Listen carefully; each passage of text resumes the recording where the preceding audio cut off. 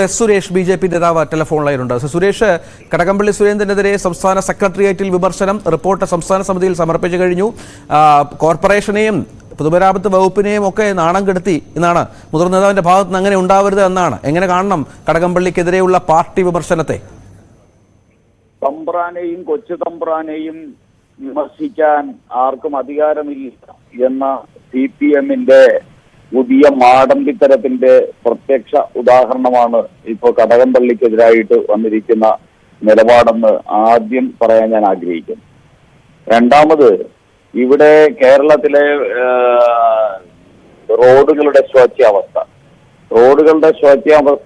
ഈ കേരളത്തിലൂടെ യാത്ര ചെയ്യുന്ന, കേരളത്തിൽ ജീവിക്കുന്ന എല്ലാവർക്കും എപ്പോഴും ബോധ്യപ്പെട്ടുകൊണ്ടിരിക്കുന്ന, ദൈനംദിനം നിരവധി പ്രാവശ്യം ബോധ്യപ്പെട്ടുകൊണ്ടിരിക്കുന്ന ഒരു യാഥാർത്ഥ്യം. ഇതിന് കാരണമെന്ന് പറയുന്നത് അങ്ങേയറ്റം പിടിപ്പുകെട്ട ഇവിടുത്തെ പൊതുമരാമത്ത് വകുപ്പ് മന്ത്രിയുടെ പ്രവർത്തികളും കേവലം പബ്ലിസിറ്റിക്ക് വേണ്ടി കേന്ദ്ര സർക്കാരിന്റെ ഹൈവേയിലും പാലത്തിലും ഒക്കെ കയറി നിന്ന് അതൊക്കെ തന്റേതാണ് എന്ന് എട്ടുകാലി മമ്മൂഞ്ഞിന്റെ പണിയെടുക്കുന്ന മുഹമ്മദ് റിയാസ് എന്ന് പറയുന്ന മരുമകൻ മന്ത്രിയുടെ പിടിപ്പുകേടാണ് ഈ കേരളത്തിലെ പൊതുമരാമത്ത് വകുപ്പിന്റെ കീഴിലുള്ള റോഡുകൾക്ക് സംഭവിച്ചിരിക്കുന്ന ഈ ദുരവസ്ഥ. അതുപോലെ തന്നെ പഞ്ചായത്തുകൾക്ക് ഫണ്ട് കൊടുക്കാതെ വന്ന് സാമ്പത്തികമായിട്ട് ഏറ്റവും മിസ്മാനേജ്മെന്റ് നടത്തിക്കൊണ്ടിരിക്കുന്ന, അഴിമതി നടത്തിക്കൊണ്ടിരിക്കുന്ന ഈ സർക്കാർ പഞ്ചായത്തുകൾക്ക് വേണ്ടിയുള്ള റോഡിന്റെ വിഹിതം കൊടുക്കാതെ വന്നതിനെ തുടർന്ന്, വെട്ടിക്കുറച്ചതിനെ തുടർന്ന് പഞ്ചായത്തുകളുടെ റോഡുകളും ഇന്ന് ദുരവസ്ഥയിലാണ്. ഈ കേരളത്തിലൂടെ മനുഷ്യന് സ്വസ്ഥമായിട്ട് സഞ്ചരിക്കാൻ സാധിക്കാൻ പറ്റാത്ത അവസ്ഥയിലേക്ക് കേരളത്തിലെ റോഡുകൾ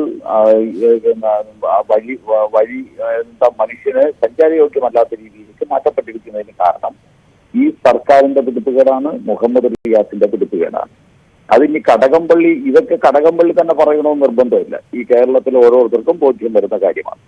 അതുകൊണ്ട് എത്ര ശ്രമിച്ചാലും മുഹമ്മദ് റിയാസിന്റെ പിടിപ്പുകേട് മൂടിവെക്കാൻ CPM-ന് സാധിക്കില്ല. ഇന്ന് കടകംപള്ളി സുരേന്ദ്രൻ മുഹമ്മദ് റിയാസിന്റെ വിഷയം ഉയർത്തിപ്പിടിച്ചെങ്കിൽ നാളെ കേരളത്തിലെ ലക്ഷോപലക്ഷം വരുന്ന ജനത ഇതേ വിഷയം ഉയർത്തിപ്പിടിച്ചുകൊണ്ട് ഈ സർക്കാരിനെതിരായിട്ട് ശക്തമായിട്ടുള്ള മുന്നോട്ട് വരുന്ന ദിവസങ്ങളാണ് വരാൻ പോകുന്നത് എന്നുള്ള കാര്യത്തിൽ സംശയമില്ല.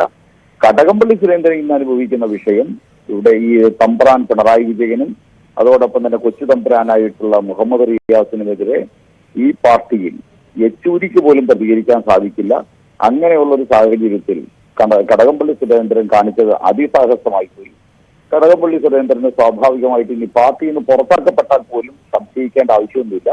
അതിന് പോലും യോഗ്യനാണ്. കാരണം തമ്പ്രാൻ പിണറായി വിജയനെയും കൊച്ചു തമ്പ്രാൻ മുഹമ്മദ് റിയാസിനെയും വിമർശിക്കാൻ ആരെങ്കിലും ഒന്ന് പ്രതികരിക്കണ്ടേ ശ്രീ സുരേഷ്? കാരണം നമുക്കറിയാം, തലസ്ഥാനത്തെ നഗരത്തിലെ ജനങ്ങൾ വർഷങ്ങളായി അനുഭവിക്കുന്ന ഈ ദുരിതയാത്ര, ഗതാഗത തടസ്സം, ഈ ആശുപത്രികളിലേക്ക് പോകേണ്ട റോഡുകൾ, സ്കൂളുകളിലേക്ക് പോകേണ്ട റോഡുകളൊക്കെ തകർന്ന് തരിപ്പണമായി കിടക്കുകയാണ്. പണിയെങ്ങും എത്തുന്നില്ല.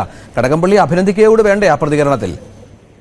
അല്ല, കടകംപള്ളിയെ ഞാൻ അഭിനന്ദിക്കുന്നു. അദ്ദേഹം രാജാവ് നഗ്നനാണ് എന്ന് പറയാൻ കാണിച്ച ആ ഒരു നിഷ്കളങ്കതയുടെ ഭാഗമായിട്ടാണോ ഇങ്ങനെ പറഞ്ഞതെന്ന് അറിയില്ല. ഈ നിഷ്കളങ്കതയുടെ ഭാഗമായിട്ടാണ് പറഞ്ഞതെങ്കിലും, ഇനി അദ്ദേഹത്തിന് സഹികെട്ടാണ് പറഞ്ഞതെങ്കിലും, അദ്ദേഹം പറഞ്ഞ കാര്യങ്ങൾ വസ്തുതയാണ്. അത് ഇന്ന് കേരളത്തിലെ ജനതയ്ക്കൊക്കെ ദൈനംദിനം തന്നെ നിരവധി പ്രാവശ്യം ബോധ്യപ്പെട്ടുകൊണ്ടിരിക്കുകയാണ്. ഓരോരുത്തരുടെ നട്ടല്ലൊടിയുന്ന സമയത്തും തലയിടിക്കുന്ന സമയത്തും അതോടൊപ്പം തന്നെ ഇനി കാൽനടയായിട്ട് പോലും റോഡുകളിലൂടെ നടക്കാൻ പറ്റാത്ത ദുസ്ഥിതി നേടുന്ന സമയത്തുമൊക്കെ ഓരോരുത്തർക്ക് അനുഭവിക്കുന്ന കാര്യമാണ്. ആ അനുഭവിക്കുന്ന കാരണം നിഷ്കളങ്കത കൊണ്ടോ മനഃപൂർവ്വമായിട്ടോ അല്ലെങ്കിൽ ബുദ്ധിമുട്ട് സഹിക്കാൻ വയ്യാതായത് കൊണ്ടോ എന്ത് കാരണം കൊണ്ടാണെങ്കിലും കടകംപള്ളി പറഞ്ഞത് അത് സ്വാഗതാർഹമായിട്ടുള്ള കാര്യമാണ്. പക്ഷെ കടകംപള്ളി അതിര് കടന്നിരിക്കുന്നു. ഈ തമ്പ്രാനും കൊച്ചു തമ്പ്രാനുമെതിരെ CPM-ൽ യെച്ചൂരിക്ക് പോലും പ്രതികരിക്കാനുള്ള ശേഷിയില്ലാതിരിക്കുന്ന സമയത്ത് കടകംപള്ളി ഇത്രയും വലിയ സാഹസം പാർട്ടിക്കകത്ത് കാണിക്കാൻ പാടില്ലായിരുന്നു. അതുകൊണ്ട് സ്വാഭാവികമായിട്ട് കടകംപള്ളി പുറത്തായി പോയാൽ പോലും അതിജീവിക്കാനില്ല. ശരി.